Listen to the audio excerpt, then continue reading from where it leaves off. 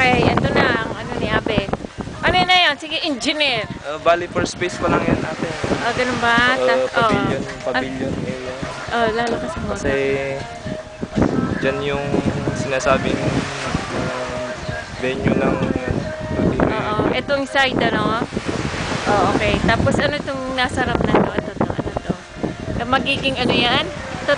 Ay, yan yung pinaka-front area ng pavilion natin. I see. Okay. Tapos to magiging bar? Yung party doon, kusina, tapos bar counter muna. I see. Yung first one ko. Phase 1. Okay. First phase. Okay. Tapos, dito naman sa ano? Dito sa likod dati, mga phase 2 na yan, mga cottages, tsaka ano. Ilang cottage yan? Bale, 5 units atin. 5 units yan, yung sa likod dyan. 4x6 yung 4x6. Yung cottage na yon, room lang yon, tapos may bathroom or what? Meron pong sariling bathroom per cottage. May family rooms.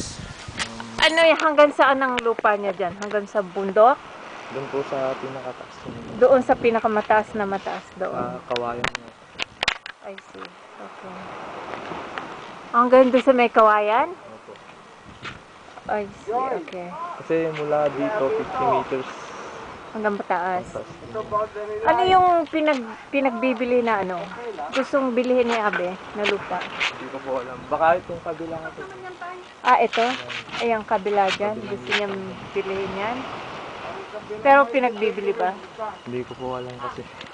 Hindi mo alam. This is nice. This is their kalan. Very nice. Ito lang, yung part na yan? Di ba kina-army na yan? Opo.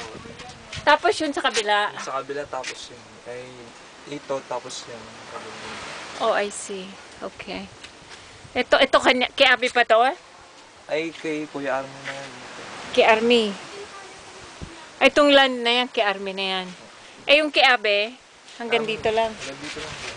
Mga 15 meters mula doon. Ito lang. Yung kay Army, pagbili. Sila kasi nag-uusap doon. Itong ano. Taas. Okay.